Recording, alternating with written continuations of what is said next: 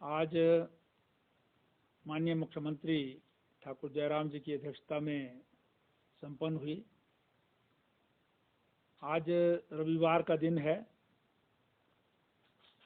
और एक बहुत महत्वपूर्ण विषय पर, क्योंकि जिसमें पूरी प्रदेश की आबकारी और टोल नीति के ऊपर जो है वो मंत्रिमंडल को चर्चा करनी थी। इसलिए विधानसभा का सत्र होने के बाद जो है वो ज़्यादा समय मिल सके, इसलिए आज ये अवकाश के दिन बैठक का आयोजन किया गया और जिसमें 2022-23 के लिए हिमाचल प्रदेश की आबकारी नीति और टोल टैक्स की नीति जो है वो उसे स्वीकृति प्रदान की गई।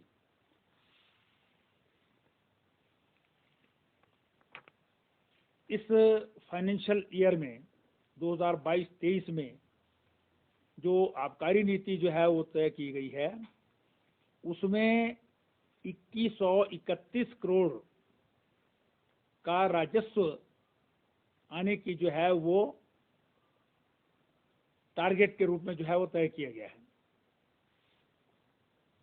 ये 2021-22 की जो कलेक्शन है उससे 264 करोड़ रुपया 264 करोड़ रुपीस जो है वो अधिक है।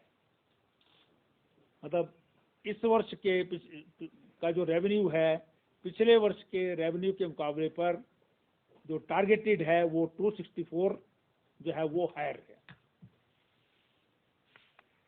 और इस आबकारी नीति में 14% की जो है ग्रोथ जो है वो एक्साइज रेवेन्यू में जो है वो रखी गई है। इसे कह सकते हैं कि भी एनविसेज्ड 14% growth in state excise revenue.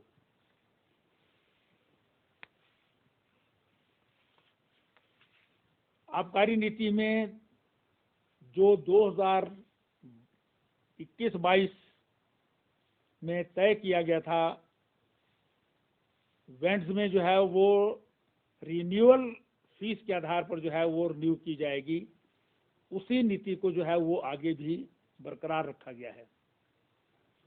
इस वर्ष रिन्यूअल कुछ छोटे छोटे और भी निर्णय जो है लिए हैं। एक तो Himachal Pradesh disaster relief manual जो 2012 का है, उसमें जो है वो कुछ चीज़ें और जो है वो उसमें जोड़ी हैं, जिसमें विशेष रूप से जो है वो जो मधुमक्खी के कारण जो है वो मृत्यु होती है कई बार, या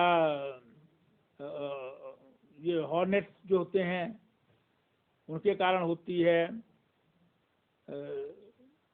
फिर जो है वो आपके दुर्घटनाओं के कारण जो है वो मृत्यु होती है, जो कोई डूबने के कारण या फिर जो है वो कहीं व्हीकल्स के एक्सीडेंट के कारण, चाहे वो लैंड में हो चाहे वाटर में हो या एयर में हो, इन सब के लिए जो है वो प्रोविज़न नहीं था पहले अपने जो है डिजास्टर रिलीफ मैनुअल में। उनको जो है वो मंत्रिमंडल ने मैनुअल में जो है वो रखा है। इवन जो है वो डॉग बाइटिंग उसमें है, लेकिन बंदरों की बाइटिंग भी जो है वो मंत्रिमंडल ने जो है उसमें रखी है, बरकरार रखा गया है। इस वर्ष रिन्यूअल फीस जो है वो 4% जो है वो रखी गई है। मतलब ग्रोथ होगी 4% से कम जो है वो रिन्यूअल नहीं होगी पिछले साल के ऊपर। मुख्य रूप से जो है ये इसलिए रखा गया है कि इससे जो सरकार का राजस्व है उसमें जो है वो बढ़ोतरी हो, enhancement in the government revenue, और फिर खास करके जो बाहर के प्रदेश हैं, जो पड़ोसी प्रदेश हैं, उनसे जो देसी शराब में स्मगलिंग होती है उस पर रोक लगाई जा सके। एरियर्स हैं उस पर जो हमारे टोल लगता है उसमें जो है वो परिवर्तन किया गया है। 21-22 में जो रेवेन्यू में जो है वो इसमें ग्रोथ जो है वो देखी गई थी वो लगभग 20% के करीब थी।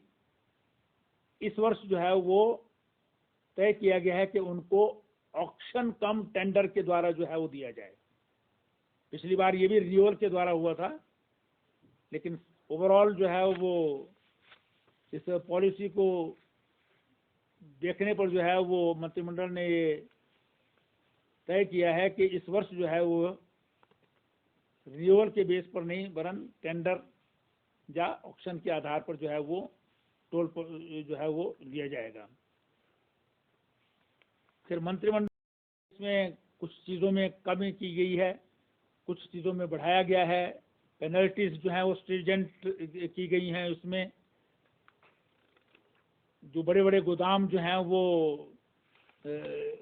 L2L13 में होते हैं, उसमें जो है वो लगाए जाएं, CCTV कैमरास लगाए जाएं। और फिर जो हमारे बॉटलिंग प्लांट्स हैं, डिस्टिलरीज हैं, ब्रूअरीज हैं, उन पर जो है वो अलग अलग जो है वो कुछ चीज़ों में रेवेन्यू टैक्सेस कम किए गए हैं, कुछ चीज़ों में बढ़ाया गया है।